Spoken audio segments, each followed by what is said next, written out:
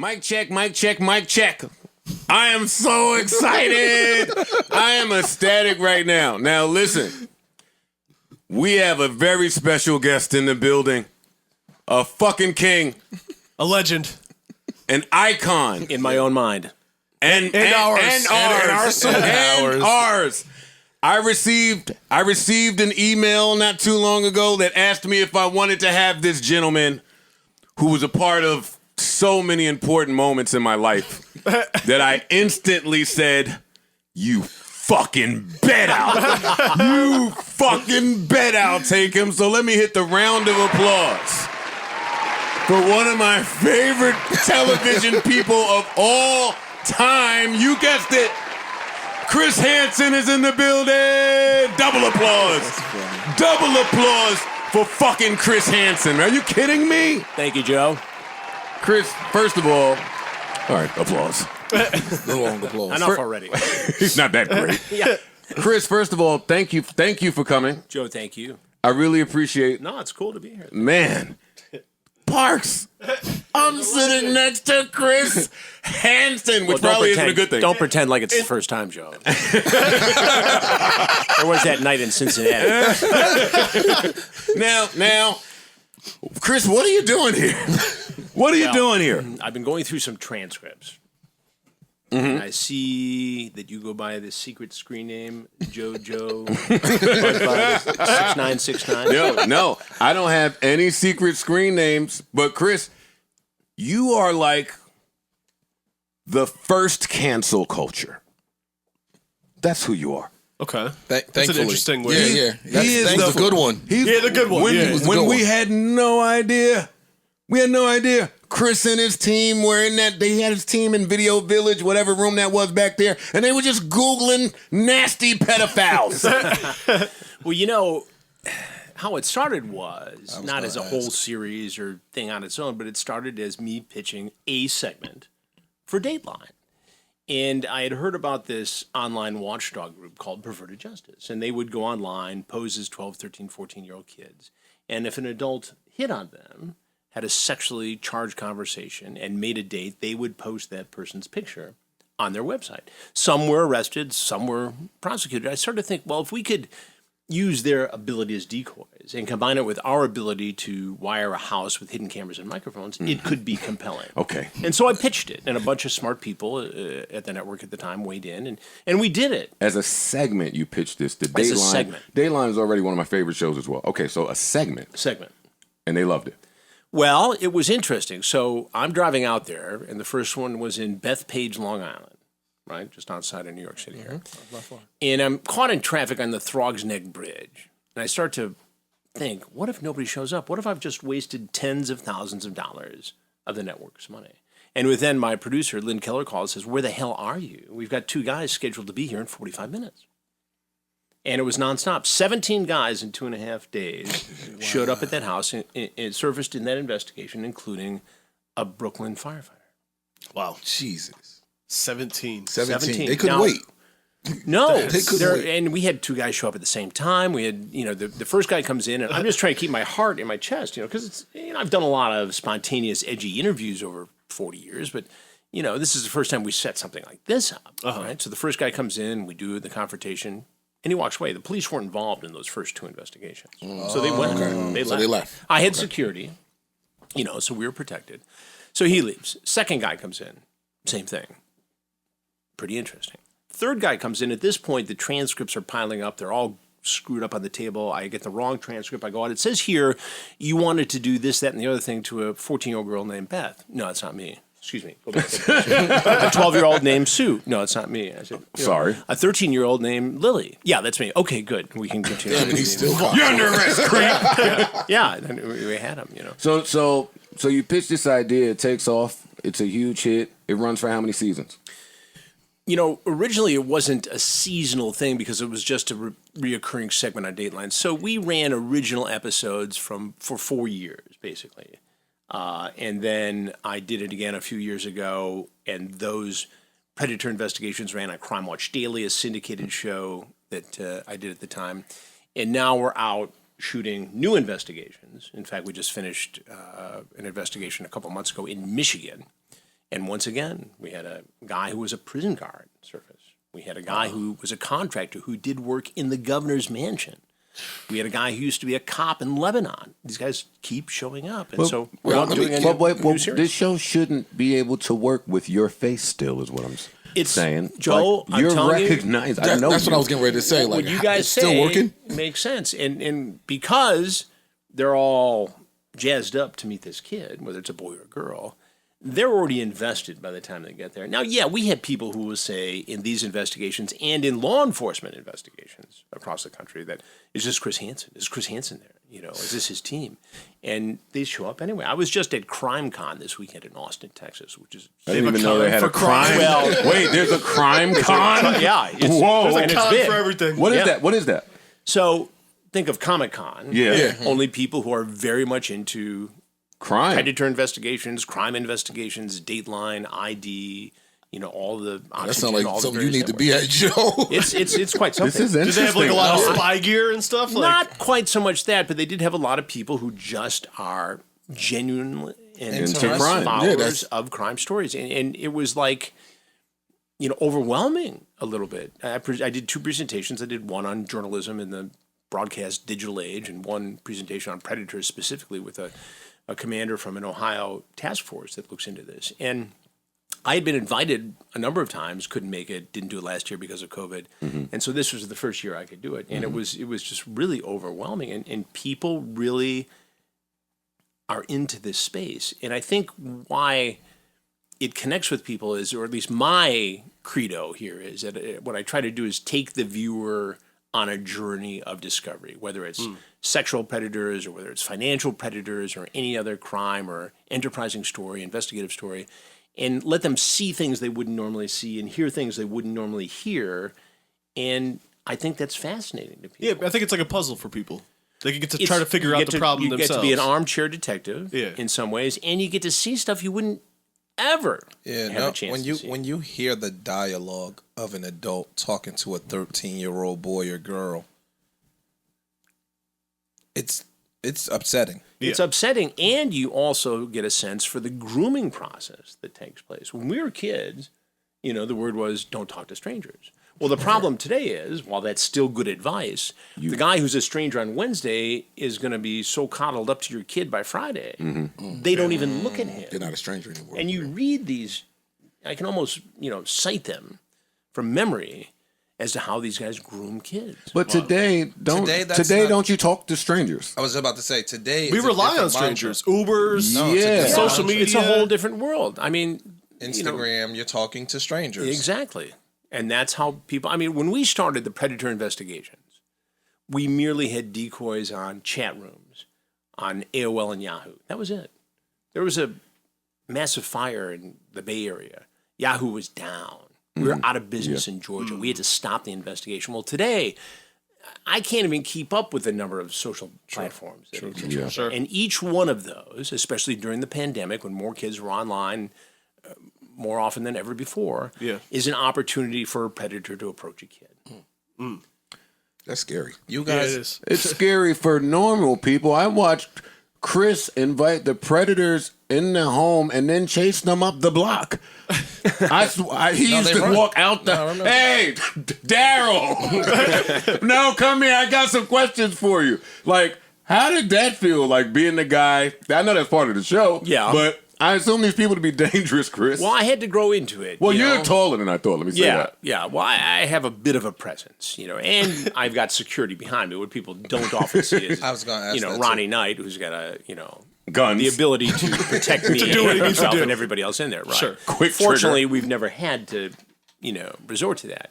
But the reality is, I think these guys are so stunned, and they're so blinded by the drive to fulfill this fantasy that they think is going to be fulfilled when they come to this house. And in many cases, we have an on-site decoy, 18, 19-year-old kid who looks younger, theater student, police cadet, something like that. And they have this, and you see them go in for the hug. And it's the creepiest thing. And then I walk out, and the guy's like, oh, wait, what? And at first, is it the mad dad? Is it the cop? Is it Chris Hansen? They don't know. I've got the drop on these guys. I mean, really. I mean, imagine that. No. Imagine what's going through your mind if you're on the other end of my withering. Yeah. And you just come out so Interrogation. nonchalantly, hey. Well, but Chris there's a is the reason. man. How are you? There's a Hey, reason have a for seat. that, though, because Sit on down. anybody can jump out of the back room or from behind that curtain or the bushes and create 10 seconds of dramatic. Well, now that you mentioned, no, So the key here, my goal is to get inside this guy's head and have him talk to me. And so it's a bit of a cat and mouse game because I will get tough on the guy. But at first, I want to hear what he has to say. And more often than not, these guys will talk to me. They'll come clean, at least part way. And I don't mean to laugh, but this was one of my favorite parts of the show. Whose idea was it creatively to showcase the bag of treats that they would come with? The contents. The candy and Well, the it was Twizzlers. Box of wine. most of it The was condoms. the condoms, Fucking and creeps. the beer, the Mike's Hard Lemonade. We once got an email from one of the manufacturers of the alcoholic soft drink and saying, please don't use our products on your show anymore. It's not the product placement we want. But it was a collaboration. I mean, it's started with the predator saying, can I bring anything? And the decoy being playful. And then the police weighing in when the police started to do their parallel investigation. Because if the decoy asks for something and the predator brings it, it shows intent. You know, if you ask for that and then you talk about sex, it's intent. Got it. You know, so if he shows up with condoms, well, what does that tell you? If he shows up with KY jelly, what does that tell you? If he's got Mike's Hard Lemonades or White Claws, what does that tell you? Right. Were there ever, and you don't have to answer this if you don't want, was there ever a case where you felt like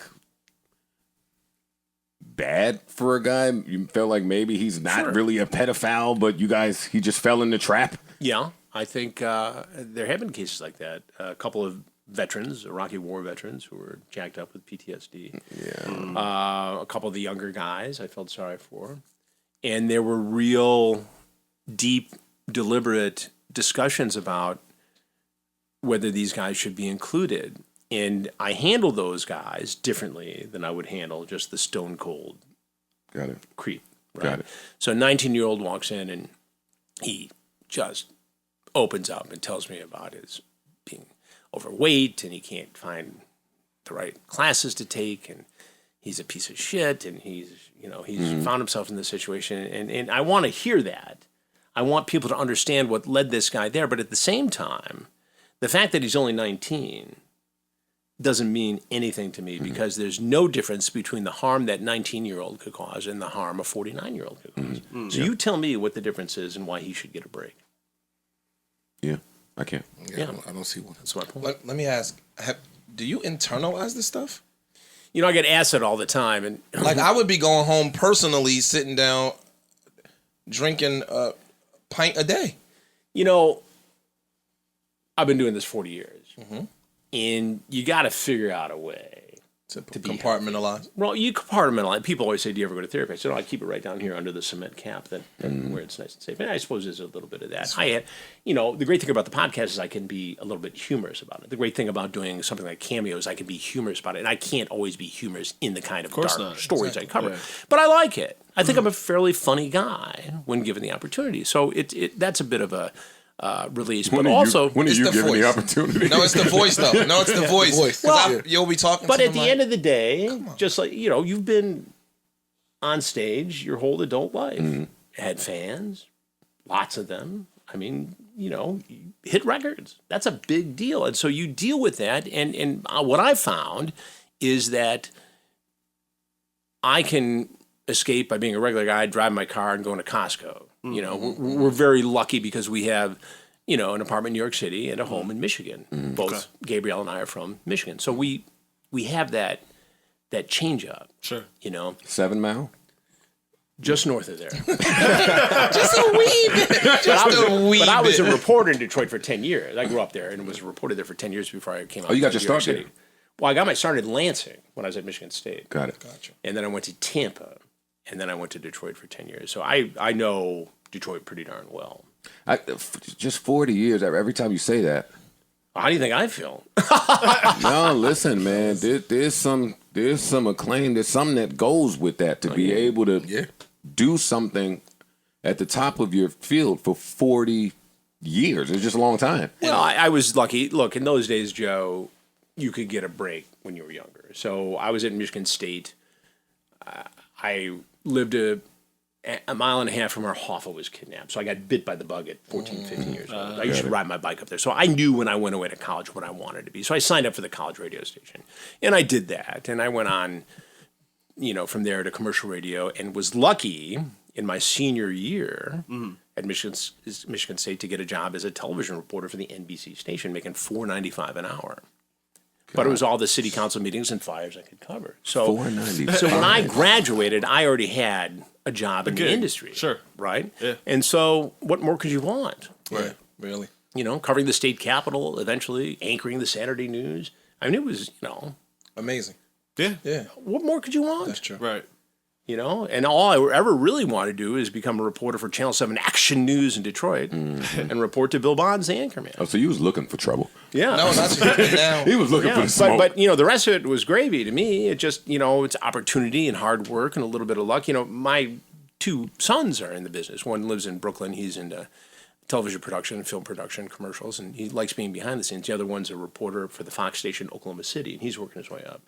So, to look back, as you said, 40 years and see the changes in the business from when I started to watching these guys start. Right. It's really stunning. I mean, I had videotapes that were that big. Right. That I had to edit, Right. Connor, who started Traverse City, Michigan, I mean, he shot his own stuff, and at the end of the day, he'd sit in a Starbucks with a laptop and send it in. And order latte. Yeah, exactly. No, that's great. What was the difference in, if you don't mind me asking, the business when you pitched the segment versus when it became a full-fledged show? Well, it's interesting because we did the first story, and I think it was 2 parts or 3 parts, and it sat on the shelf for a minute. And one of the executives on the show said, they knew what they had. They knew it was important. They knew it was big. They knew it was good. They knew it was different, groundbreaking. But they had a hard time getting their arms around it. And because I lived in it, I had less of a hard time. So the executive said to me, I just don't know how to promote it. And I was getting antsy about getting this thing on TV. Because word was getting out behind the scenes in the industry. And if we didn't do it, somebody else would do it. That was going to kill me. So I said, here's how you promote this story. There's a man on your back porch with his penis in his hand, and he wants to stick it inside your daughter. Tonight, And they did we're that. going to show you how to prevent that from happening. And everybody And went they did silent. that. They said, Hansen's finally lost his mind. He disrespected a senior executive at the network. And the light bulbs went up and said, all right. And that's what we did. Wow. And it aired that September. I got a question regarding the CrimeCon. In your experience, and even if it's not your experience, do you think that the obsession with crime docs and stuff is as big anywhere else as it is in the United States? I do. And I say that because we have a huge audience all around the world. The UK, Okay. India. I get emails just on the podcast from all over the world. And the UK is big in terms of fandom. I know the 2 series that are out now on Discovery Plus, the Onision in Real Life that I did and came up with and it developed from the YouTube channel. And unseemly, the Peter Nygard story, Discovery Plus is now available overseas in India, and it's people are just eating it up. Oh, wow. Okay.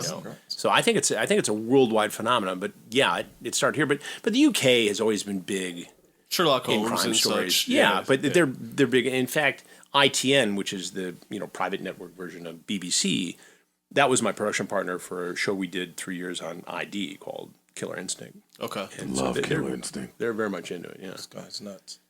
This is his thing. I love crime docs yeah, too. that's Joe- good. I Joe's wasn't going- sure Joe's if it going was to me being CrimeCon. a fucked up Yeah. American I'm or Mr. Crime Doc. Joe is Yeah. going to CrimeCon If next year. there's something where someone was murdered and we have to figure out how to find the killer, Yeah, you're in. that's my thing.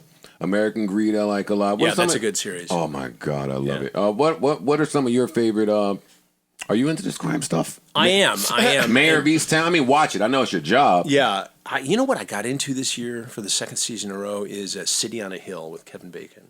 I've been meaning to watch that. It's Showtime, It's right? really, and again, it's basically a story about Boston in the early 90s, and Kevin Bacon's an FBI agent, kind of a rogue FBI agent, and there's a DA, and It's always a rogue FBI he's agent. right up there. Yeah. And it's always Kevin Bacon. And it's, Kevin Bacon's and it's a just, monster. and I love him. I think one of the Love him. reasons he's genius in it, number one, but number two, I was a reporter in Detroit in the early 90s, and I knew characters just like that. I drank with characters just like that. I smoked cigarettes with characters. I got tips from characters just like that. And so it just really resonated with me. I just been thought it meaning was to very watch good. this. It's you'll not be disappointed. I'm sure not. So now, crime podcasts are and have been all the rave. Right. Yeah.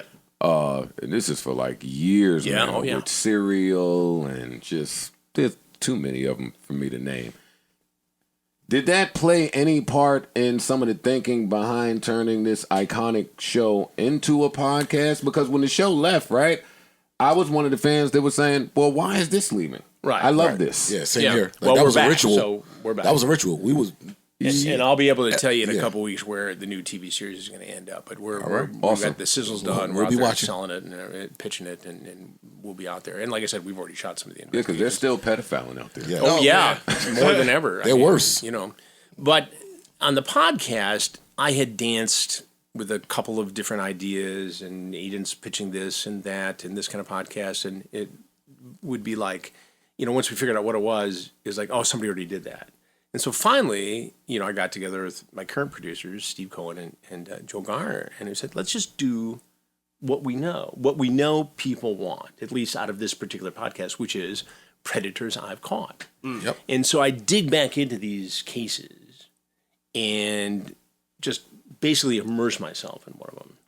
Or I will interview somebody like a decoy, on-site decoy, which we did last week, Casey Morrow. And we catch up with them and how this impacted their life and find out where that predator is today. And we found some amazing stories. So the fellow who's on the episode that just dropped, he shows up at our house in Ohio, knowing that he's going to go to prison that Thursday. He shows up on a Sunday night knowing he's going to prison that Thursday for getting caught in another sting operation. And all the while, the police are investigating him for sexually assaulting a female relative who was 10 years old.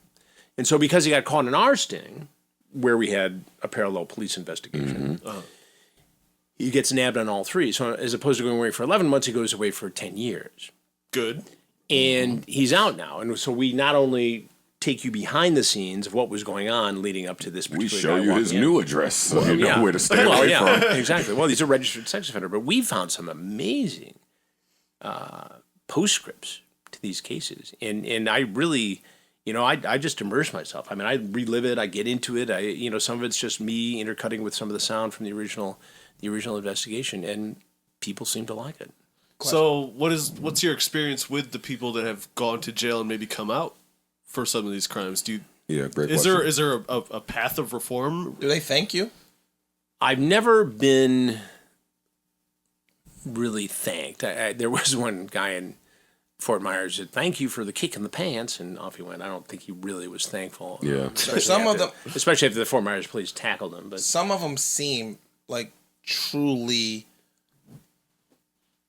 I don't want to use sick because that's a bad word, but well, it's true. Well, it You're is a right. sickness. no, Yeah. it's a sickness. But some of them almost seem relieved when you would come out. You're like, exactly I'm right. getting Yeah. caught. You're You exactly follow me? right. Like they'll Absolutely. Be like, I think some of these guys have gone straight and not gotten into trouble again. I think, and I'm not a therapist, but you know, I've talked to a bunch of them about this particular situation, and I think they break down into three different categories. I think they're, you know, the heavy hitter, who with or without the internet would be offending. He'd be the bad little league coach, the scoutmaster, the guy hanging around the theater, the playground. Can't fix that guy. You gotta lock him up forever. You got the younger end of the spectrum, 20, 21, socially inept. See somebody who's 14. Well, it's wrong. I know it's wrong. But I can It really harm mentally this, but I control can them. figure it out. You know. And then you got this guy in the middle, who has a predisposition for this, but wouldn't necessarily act out on it without the internet, the addictive nature, the 24 access, and the anonymity where these guys start saying stuff Right. that they wouldn't say face to face. Right. So suddenly it normalizes this sexually charged conversation with a 13 or 14-year-old kid, and they cross this line between reality and fantasy, and they're knocking on our door. And that's the more vexing problem to fix. You can take all things created equal, a 21-year-old who isn't mentally warped and say, look, you're on probation, you're going to have to register as a sex offender for X number of months, and if you do this again, we're going to lock your ass up. Right. The other end, lock them up forever. Right. In the middle, not so easy. Right. Case by case basis. And the reality is, it's not like cosmetic surgery, this practice of medicine. It's not glamorous. Who goes to medical school, graduates with $100,000 of debt, and says, oh, you know what? I want to spend my life working for the U.S. Marshal in federal penitentiaries with groups of sick, twisted sexual predators. Not many. People do exist. People but do yeah, it, and they do a fine job, and thank God for them. Right. But it's not a glamorous aspect of medicine. And so we have a very much a lack of treatment. And there's a lot of research worldwide. But it's, what are you going to do if you're a doctor? So, speaking to the research and speaking on you saying that you believe some of them have a predisposition, what do you say to the new wave of people that say you can be born with an affinity for children? Because they're making a plea now to include them as a sex group, right? Yeah, I don't buy into that. It's children. I think that was a children. Facebook Children meme need that to I've be. seen. I don't know if it was. Yeah, I real know or what you're not, talking about. It's No, they're really trying to make it an accepted group. How can we make it even creepier in here? Yeah. No, I think what you're saying that's is right. real, because he's saying some people have a predisposition for it. And I think that's crazy. You think it's crazy that I think it's crazy that we are entertaining legalizing this quote unquote I don't think predisposition for anybody children. is seriously entertaining it. I think there's a fringe group of pedophiles who would like to see this happen, a la NAMBLA, the North American Man-Boy Love Association, which was pretty much run out of existence until the advent of the internet, and then brought it back in. what's the name of that group? NAMBLA. It's horrible, bad, horrible humans. Oh my God. That's crazy. No, I literally they had a big rally in Cali, I think, not too long ago. I was reading where they were trying to get it legally brought in as a group. Yeah, that's not going to happen. Not as long as I'm doing the stories. I appreciate it. I appreciate Keep it. fighting that good fight. Here's, They trying. here's a lighter question for you that may not make any sense, but just follow me. Law and Order SVU. You know how sometimes they reenact like real cases, real shit, real things going on. And sometimes there's cameos. I've always thought that there should be a Chris Hansen cameo on SVU. Because it makes sense. They did a segment. They did a show that was based upon the Predator investigations. But it was not actually Chris Hansen. Now, I can tell you that when my boys were in high school, to have a father on TV was not that big of a deal. They went to a high school, East Coast, with kids whose dads were musicians, and TV guys, and sports guys, and captains of industry in Wall Street. But when South Park did a Chris Hansen Predator episode, suddenly I was the coolest dad around. I had made it. That's hilarious. Yeah, I can imagine. No, that's Have a seat. and they don't tell you they're going to do you before they do it. Really? So I'm in San Francisco on a shoot on an unrelated story, and one of my agents texts me and says, South Park's doing you tonight is pretty funny. And about 20 minutes later, it's taken a dark turn. have a seat. I'm Chris Hansen. Earlier, I was telling these guys, we were having a conversation. We were talking about sports commentators. Playoffs are on, and I was saying how, wow, some of these people that aren't sports commentators at all are really changing the game in sports commentating. And I feel like that kind of applies to journalists and personalities as well, right? So do you find yourself now coming into a space where you and all of your credentials, your schooling, and your wealth of information now has to compete against maybe somebody who just decided to pick up a microphone and read a newspaper and give his opinion on it? Like, do you feel any of that at all?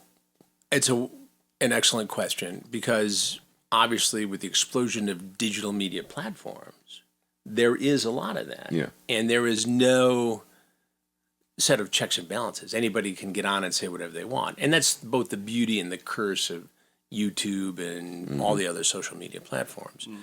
The New York Times Tom Friedman had a great op-ed piece about having to teach,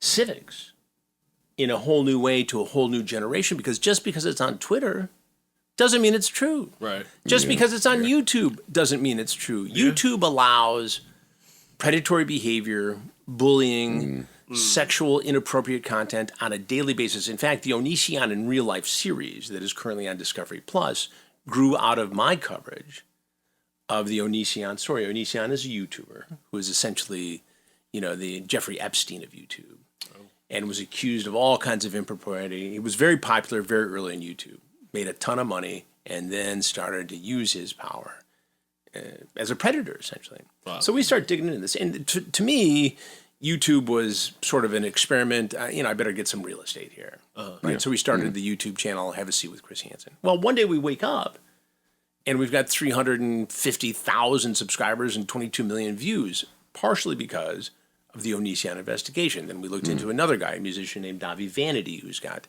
alleged sexual assault victims all over the country, all over the world. And then we did stuff on the pandemic because we found, look, you can just turn this thing on. So I can have, from my house in Michigan where we were quarantined, I can have husband and wife doctor team from Brooklyn and Manhattan, a restaurant owner or two, a nurse from University of Michigan, and a guy who's embedded in the emergency task force. Where else are you going to find that on that show by people just having laptops or phones and turning this on and making it happen? The George Floyd case, we covered that. Basically with, a setup that's not as sophisticated as this. And so it's great. And citizen journalists are important. I think so. They bring a lot of information. And I benefited from that as a journalist. My collaborator on YouTube now, a guy named Wes Most, incredibly creative and helpful. And a lot of my content wouldn't exist without his help. I say all the time on this podcast, a few years ago when bombs were just randomly going off on 36th Street, that was a citizen journalist to say, hey, everybody, stay away from 36th Street. Yeah. There are bombs just going off over here. So, yeah, I totally agree with that.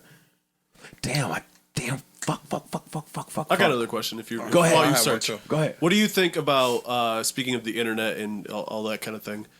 The Pizzagate conspiracy. That was the one. That stuff. It's bullshit. Wait, what? What do you mean, Chris? It's conspiratorial QAnon bullshit. You are the last person that can say that. No, but if he's the guy to ask. No, we have to say it. He has to investigate it. I have looked into it. I haven't thoroughly investigated. Did you but go I to know the pizza shop? I did not go to the pizza shop. Oh, didn't what? But I can tell you, based upon the way this thing came about, the way it developed, who's pushing it, promoting it, and it's bullshit. Chris Hansen. I'm just telling you. Chris. I'll stake my Steve. reputation on it. Steve. Heard it from the man himself, man. Yeah. Listen, Chris can't say that without going to the pizza place. I'm just telling you. Listen, I've the guy on talked to Netflix authorities. went to the pizza place and went to the back door and tried to figure some shit out. Yeah. He didn't come up with anything. Well, that's my point. I can save you the time. I can save me the time. But it was such an interesting story. I know, and but conspiracy theorists like me. Well, that's fine. I like to, toy with the conspiracy. Why were they talking about pizza so much in those emails?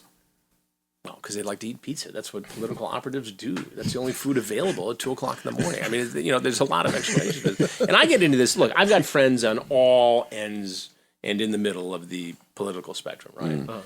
My conservative friends think I'm a wild-eyed liberal. My liberal friends think I'm in the best case scenario, a limousine liberal or a conservative. I mean, I piss everybody off, right? Everybody hates me when it comes to politics. Sure. And I just speak the truth, I think, or at least my truth. Yeah. But, what has happened in the last 6-7 years in this country, I mean, and partly because of the internet, partly because somebody can gin up a misinformation campaign so quickly that can get legs. I mean, I've had it happen. Tell me about it. Who's going to want to gin up a campaign against me, you would ask? I don't know. Maybe a predator-like guy who was nervous about me coming after him, money. who had a toolkit from Google, right. who was afforded that toolkit way early in the YouTube age because he was making millions of dollars for himself and YouTube. And he gets other guys to buy onto this because the way you make money on social media is clicks and clout. And they don't give a rat's ass, some of these people. Yeah. If it's true. Whether it's true or not. Right. If they can invoke my name It's a guaranteed. Or mine. Or yours. Yeah. Sure. Guaranteed. I mean, you've been there. Guaranteed Any the truth. public figure Guaranteed who is audience. trying to do anything of any import has been targeted. That's true. Yeah. No question for you. Well, Outside, right, remember where you heard it first. Yeah. That's breaking news. That's nuts. Right here on this pod. Chris Hansen is still shopping at Wayfair. That's what I was just getting ready to ask. I was about to ask you started about the He way bought forward. a dresser named Trevor.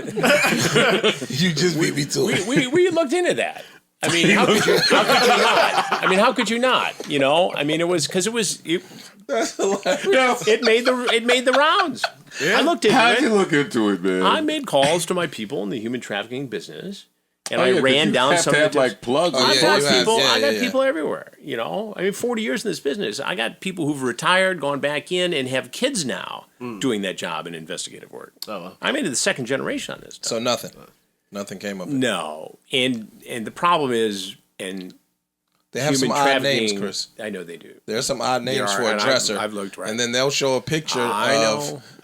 I had $10,000 this discussion at dresser. home, and everybody had me all wound up. You got to look into this, Dad. You got to look into this. Yeah, And yeah. The younger kids were saying, you got to look into this. You and my dad, I'd have brought it And, to you too. yeah. And, You could have been my neighbor. I'd have brought yeah, it to you. yeah. Well, that's what happens, you know. So $14,000. we ran it down, nightstand. and there just wasn't Nothing. No anything lady. to it that I could find. And the human trafficking advocates who I know get upset about that stuff because it takes attention away from the That's what I was real Or some of the Yeah. validity away from the actual issues. Exactly. I could see it. A Just lot like of the Pizzagate. Like commercializes the Right, stuff. but I mean, here's my rule: the one you don't run down is the the one one. that's real. I'll give you an example. So, 2015, 2016, I meet with a bunch of guys in Florida who are on the Epstein. He has the best story voice in the fucking He does. world. No, he does. It's like Stacey Keene No, he does. or Keach. I think that Keach. is Keach. Yes. So these guys lay out a pretty convincing case that Epstein, now out of the county jail for that year, doing a sentence on the plea deal, is back up to it again. He's doing this stuff, but it's a very well protected, situation. And I tried for several months to figure out a way to do a sting operation at the mansion on the Upper East Side, and I couldn't figure it. I couldn't work it. I couldn't make it television. And quite honestly, I got busy with other projects, and so I set it aside. It was the Miami Herald and its reporters who kept chipping away, and got these very brave survivors to speak out. And that is what led to the federal prosecution in Manhattan. And the U.S. attorney at the time said so much. So the lesson to me is, okay, it's suss it fine all that we out. are on the forefront of the Peter Nygard investigation, also the biggest predator I've ever investigated. This case is mind-blowing. Peter Nygard. He's the one What'd in he the do? unseemly investigation. So he's a multi-millionaire fashion designer. And Okay. every pair of jeans you bought at Dillard's and many other places was Nygard Fashions. Office on Broadway, office in Winnipeg, he's office out in here. L.A. So it turns out that over a period of 50 years, he's victimized perhaps thousands of women. wow. Some of them as young as 10, 11, 12, 13 years old in the Bahamas, where he has this major compound. Looks like something out of Jurassic These Park. niggas will keep a compound. so- over Listen, there. I was going to talk about it. I just No, came- I was coming I with just him. That's came my back next from St. question for him. Thomas. I was in St. Thomas, Yeah. December, and you're on a boat, and they'll show you right there is St. John. Yeah. You can't get off the boat without somebody greeting you at the shoreline, like, hey, what are you guys doing here? Got it. Like, they have the island on But he smash. had this compound, and so this guy was such a predator that, according to investigators, he'd drug and rape these girls, in some cases purposefully get them pregnant, have them get abortions, harvest the stem cells from the fetuses, and inject them himself. What? With the fetus? This is real? This is real. This is in the story. It's on Discovery Plus right now. Unseemly, the Peter Nygard. Another one of my Can we stop the favorite. podcast and we'll go watch that right now? Yeah. This is crazy. It's get ready to be Discovery is the shit, man. I'm telling you. I mean, that's Discovery Plus, and with the streaming stuff, I think that's where, I'm going to do a lot of my stuff. You're going to go watch that? I'll pass. I'm definitely going to. I know you're going to watch it. Me? The Well, two of I us. lived insane. it. No, I don't want to. That's insane. A few more names I have for you. Sure. We don't have to discuss them, but Woody Allen. What do you think of him? I've watched some of that documentary, Good one. and it's really good. And and I just have to preface this by saying I've not personally investigated as a reporter that case. I've watched it. I missed it by a couple of years. I came to New York in 93. A lot of what went down was 91, 92. I watched. Yeah, you was right. It was right around the time. I was sneaking up right behind it. Right. And so I really didn't ever report on it. Based upon what I see, what I know, from talking to people in that world, it sure doesn't smell right. Now, Valid. can you prove something went on between, the daughter at a young age and Woody Allen? I don't know. The case is so mired in controversy, and one side says one thing, the other side says another. Is it creepy that you marry your stepdaughter? Well, for sure. I'll let you be the judge on that. Yes, the answer is yes. Yeah. So, I vote yes. Had that happened in But it wasn't- 2018, I think it would be a different story. I didn't mean to cut you off, Chris, No. but it's not so much just the marrying of the stepdaughter. It's the planning that seemed to go into that. And I didn't investigate this either, Chris. I'm going just off Right, but what I've if seen. you just take a look at the normalization of sexual attraction to somebody who's underage, you saw the theme in some of his movies. You saw the theme in his life.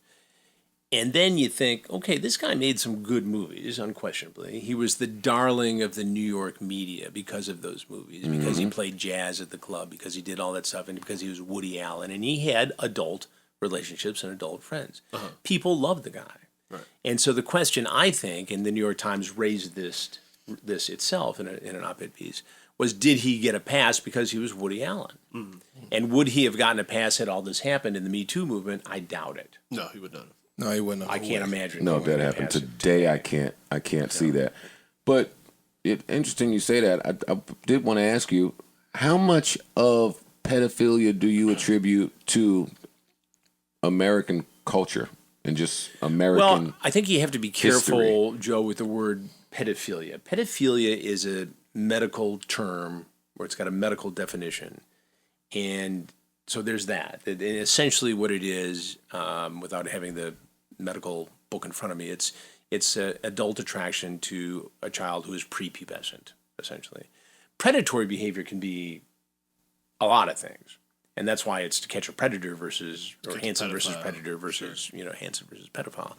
So it all mixes together. I think it's the same exact question if you substitute the word with predatory. Probably so. But I think the question is, can it be? You're born with it, or can you? No, I'm saying The question is, do you think that American culture feeds the potential? I think there's or the American glamour history. I think there's a glamorization of it when you look at cuties. I must have gotten 1,000 contacts on social media. Look into cuties. Cuties is glamorizing. That was the Netflix thing, right? Yeah, exactly. Yeah. And I watched it, and I wasn't comfortable with it. I didn't like how they marketed that. No, nor did I. I don't think it was illegal. I don't think it was child porn, but I didn't like it. I didn't think it. I think it does it contribute to that behavior. I think it could. We walk a fine line with censorship in this country. We want everybody to have free speech. Nobody will fight for your right to say whatever you want more than I will. I've made my living because of the First Amendment. But some stuff you just know is wrong. And I think there's some stuff out there that glamorizes inappropriate the sexualization of children. I agree. It's nuts. Do you believe that Jeffrey Epstein killed himself? I believe that Getting you in trouble here, Chris. the medical examiner. No, I'm cool. Can't trap him up. This is 40 years. I of believe genius. He's got this. I can dance like nobody's business. As my father used to say, who was in sales in the auto industry, don't ever try to bullshit a bullshitter. Yeah, I know this because I'm looking at Steve's face. Steve ain't worried. He ain't looking over here. He ain't thinking about you. Yeah. I think the coroner, the medical examiner, made an appropriate ruling that it was suicide. I think people made a lot of the particular injury to his neck that was only consistent with suicide 25% of the time, but it's still 25% of the time. Now, what bothers me about that is that how are you locked up as a high-profile inmate in a federal holding facility in Manhattan and have this go down what was apparently a second attempt? Yeah, Yeah. and have him not being watched, Right. the camera being Cameras out. out. Cameras out. Yeah. That Now, was the key. by every account, the MCO was understaffed, in bad shape, and all the things we know about from the reporting on it. But to me, it raises questions about, okay, in the best case scenario, it was dereliction of duty. In the worst case scenario, did somebody get paid to look the other way, or more diabolically, get paid to be a part of something that wasn't a suicide? I don't have any information that makes me comfortable saying Otherwise. it was not a suicide. But because of the way it went down, it's going to leave this question open-ended for the rest of time. Yep. Right. And because we know he was well connected. We know the FBI and law enforcement has pictures from the safe in the mansion of notable people engaging in bad behavior. I can't tell you who, and I can't tell you what exactly they're doing, but there are important people doing bad things Sure. with girls who are of questionable age. Epstein was famous for skirting the age limit. That's why that case was a little difficult to prosecute. So that's why they end up going, with human trafficking, because some of the girls were of legal age to consent, but the way it went down was horrible trafficking. Got it. And so I think, in the early stages of the investigation, the first time they got him on the plea bargain, I think there were questions, and because some of the young women received money. But again, like most predators, he preyed on the most vulnerable, just like Onision on YouTube, just like Davi Vanity in the music world, just like Peter Nygard in the fashion world. These guys have a sense and a feeling of impunity that because they have money, they can get away with this stuff. In the Bahamas, Nygard bought everybody off. He had the prime minister at his daughter's wedding. They're sending money, according to witnesses, jamming frozen fish with money and sending them to officials. That's how he got away with it. What got Nygard caught, and watched the series to get the full effect, but he was living next door to another wealthy guy, a billionaire named Louis Bacon, and they got into a beachfront battle over property. And as that civil battle continued, Bacon's guys got wind of all this horrible behavior on the part of Nygard and his criminal culpability. Wow. And one of those guys who was hired to do it. He had enough money. He wins the Look property. at greed He being wins the used for property good. debate. No, he had Yeah. enough money now And to so bring That's suddenly, his backyard now. Right. Suddenly I'm sitting won. in a meeting, and I get this information, and that starts a 2-year reporting effort to put this thing. That's what it did. 2 years Wow. of part of my life to put this thing together as executive producer and somebody who was doing interviews and a reporter on it. And it was worth it, but it was a heavy lift. I mean, New York Times, we weren't the only ones. New York Times did a lot of reporting on it. CBC up in Canada did a lot of reporting on it. But ours, I believe, was the quintessential series on it. And we got lucky along the way, too. You have to, a little bit. I mean, I get a call from a guy I know in the world of human trafficking, and it says, hey, what's that story you're working on with the billionaire, millionaire, whatever he is? He's the predator. I said, Peter Nygard. He goes, oh, yeah, you can call this lawyer. He represents Nygard's videographer for 3 years. He's got every videotape he ever shot of him for 3 years, hundreds of hours. And the guy did the right thing, shared them with us, didn't even ask for money, and did an interview for the piece. So now we've got not only the interviews with the victims that we did, some of which I did down in the Bahamas. We've got the victims in the United States, but we've got these videotapes from an employee with the private jet and the stripper pole and the paper parties they used to call them, and the stem cell visits in Asia, and I mean, it's crazy stuff. And then suddenly we got all this. I'm gonna go back to Ish's question that your genius just blew by, because the more I hear you speak, I'm not gonna allow it. Anthony Bourdain's doc is coming next month, right? Anthony Bourdain traveled the world. Yeah. Eating Chappelle said it. beautiful food. Yeah, but the more I think about that Chappelle joke, it was not a joke. Yeah. It wasn't a joke. No, I know. But why I bring that up to you is exactly what Chappelle said. Anthony Bourdain ran around eating shit, looking at the most beautiful places in the world. But I'm assuming because of what he consumed, it just got dark sometimes. Chris, I'm listening to you reel off predators' names by heart, their story by heart. I do believe that you really love and have a passion for this, so I think it's ingrained in you. But some part of you has to take your job home. Yeah. It would. Some part of you has to tell your kids. You have kids. Yeah. They have to tell your kids, Dad needs an hour. I need an hour. I can't help with the homework right now. I've seen too much today. I have too much on my mind. Yeah. Everybody in your life can't understand that. You've been. No, but listen, we all go through our phases, Ryan. But you've had a 40-year That's not disappointment. a. Yeah, but That's your I mean, life. It's a human race I get it. disappointment. It's the best question I've been asked, and it's also in some ways the most difficult to answer honestly, because I'd like to stay above the fray and not admit that I would be vulnerable to any of that or any unhealthy coping mechanisms. True. This is a men's health. Here. No, I get it, and You're- it's you're- important to have these discussions. And one of my sponsors on the podcast is Talkspace. Talkspace. I'll probably shout do out it. to Talkspace. Yeah, exactly. So I'll probably do it for no other reason than because I think it's good for people to do, and I may benefit from it. I'm not suffering from any PTSD that I'm aware of, but I honestly, I have a way of separating my life and cutting the lawn and going to Costco and smoking. But did you always beef. have that? No, I didn't always. So that have was it. acquired around It was acquired. a year. What did you feel like? Okay, Really acquired that piece, like really yeah.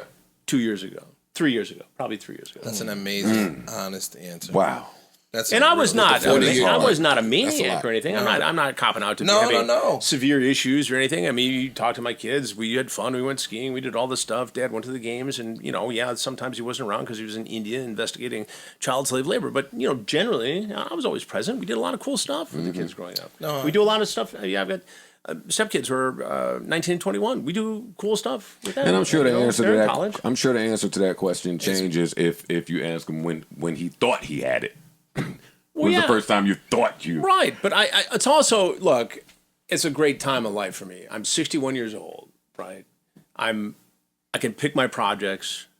I can work Talk in the about digital it. world. That money. I You talk about that it. money. Well, The freedom. listen, That's the important Money part. gives it- We preach that here. yeah, So- but I've been nicked a couple times in life, no question. I mean, I look back and think, well, if I'd done that or kept that house longer or done this or not had a boat or whatever, I could be, sitting higher up.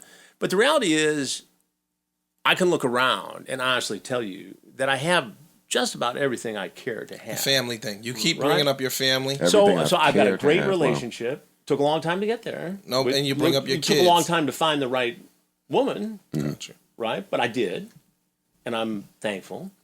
It took me some time to get centered, as a guy who can put his ego away. I'm waiting to get sent. And it's well, It's gonna come. everybody's going to get there, right? And especially for people who live their lives in the public eye. It just because somebody is fawning over you at CrimeCon, that doesn't make you any better than anybody else.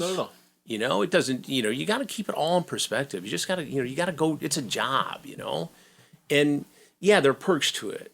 And I've seen, if you had told me when I was in my early 20s that I would see the things I've seen, do the things I've done, and experience the things I've experienced, I would have never believed it, of course. I mean, I've had a gifted life. I mean, I don't feel that I'm done. I don't think I'm done working. You just I'm told us certainly you not had done a living. boat. So I heard it. I don't have it now. said he had I let it go by. I let it go by. I had it. If I would have held that house 2 more years, I heard all of and that. everybody on American Greed has a boat. Yeah.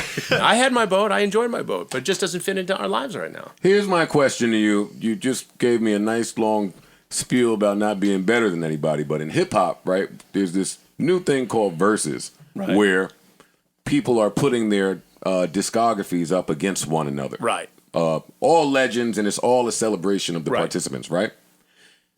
Who wins the verses between Chris Hansen and I think that's Tim Walsh? Is that Tim Walsh from From John Walsh. John Walsh. I'm sorry. John Walsh. America's Most Wanted versus. Come on.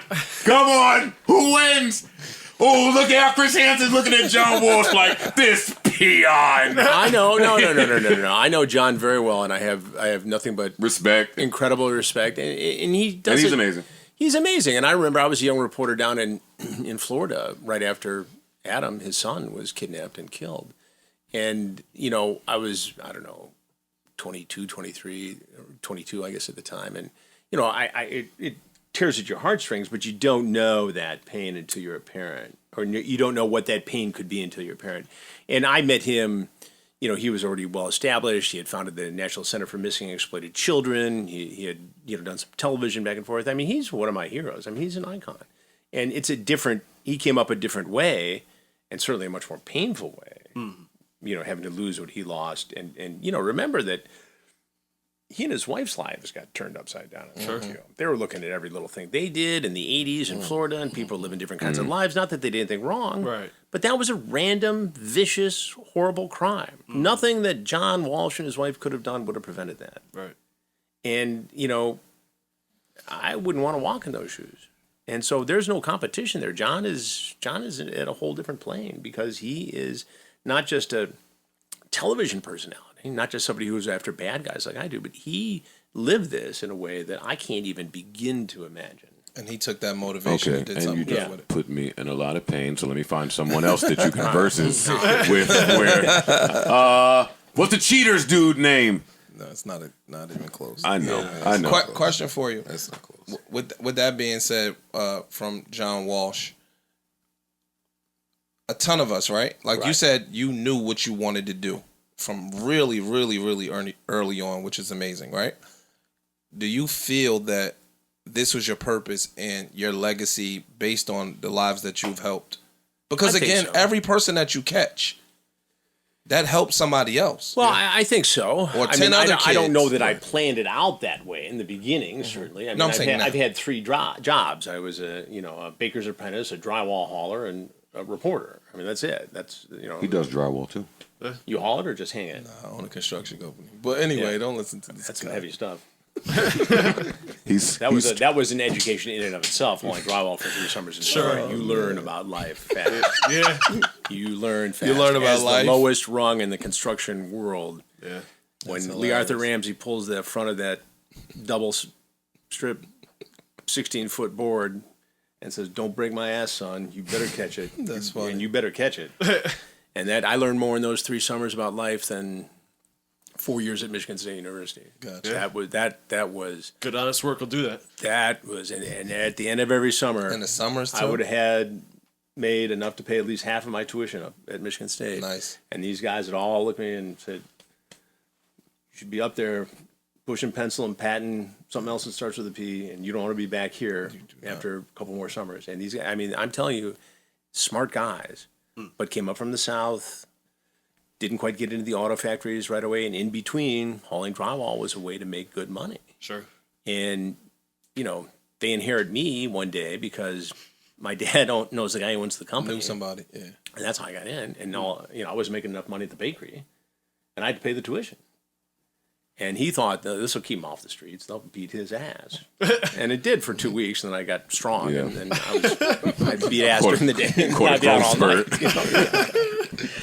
No, that's amazing. Are you? I don't have any more questions. I'm just thankful that you're here. Actually, I do Well, have one thanks more for question. having me. Yeah. Are you in any of this crypto stuff?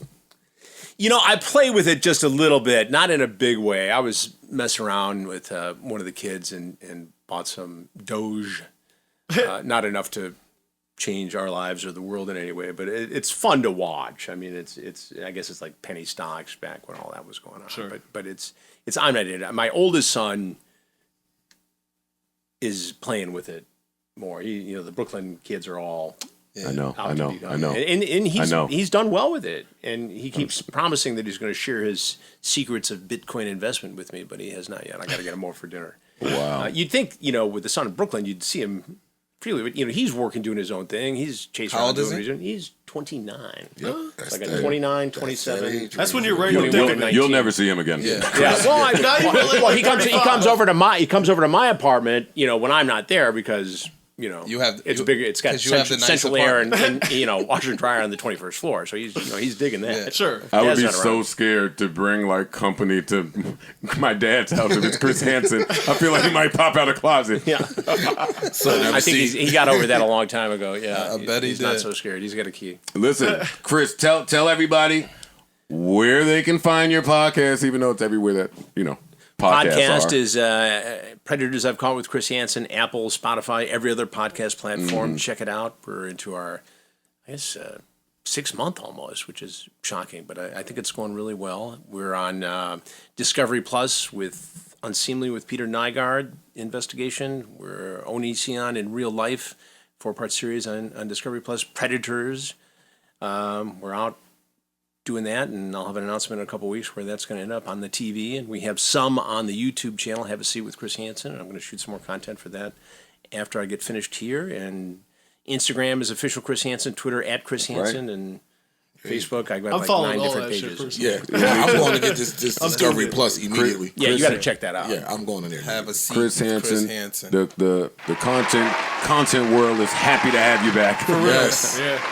Thank you. Well, thank you guys. And I love a Appreciate crime it. podcast, so I'm going to tune into that for sure. Yeah, I'm check that just out. I getting think into you'll it. like that. I do like them. And it's just Chris fucking Hansen. You know, I was just saying I could watch Floyd Mayweather fight nobody, and it's art. Like, you could just listen to him tell you a story. Yeah. No, you could. I love him to... Yeah, no, tuck me in the bed. Never mind. Chris Hansen, thank you. Steve, thank you. We'll be checking out this podcast. I'm just so glad he was here. Hopefully we conducted ourselves. We're on the best behavior. First rate. Right? First rate. Thank you. All good. Good, good. I hope to never right be a at guest home. on your podcast. ever. But I wish you luck. Thanks, That's man. hilarious.